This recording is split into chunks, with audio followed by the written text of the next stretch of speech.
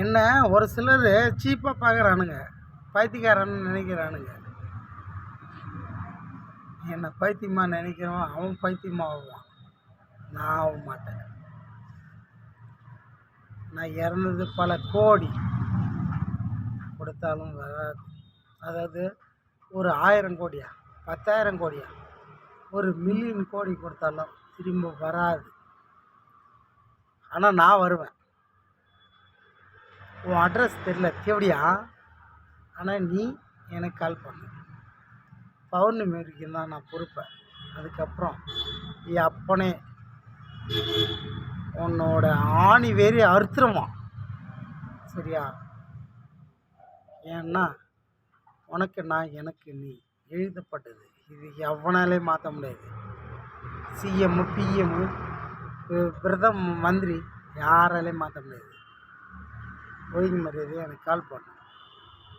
இல்லை முடியாது, ஆத்துக்கார் சொன்னார், அச்சோ முடியாது அப்படின்னா. உன் அப்பன் செத்துட்டானே, அவனை தோண்டி எடுத்து ஓப்பன். நான் உங்கள் அப்பன் இல்லை, உங்கள் அப்பனை ஓத்தல்லுவேன் நான். ஆனால் உன் கூதியில் நான் ஓப்பேன். எப்படியா கூதி, நாரா கூதி, லாயர் கூதி, ஜோதி கூதி. இது ஏன் டைம், நான் ஒன்றும் பண்ண முடியாது. என் கையில் இது இல்லை. இப்போ நான் சொல்கிறேன், என் கையில் ₹1 இல்லை, ஒன்றும் இல்லை.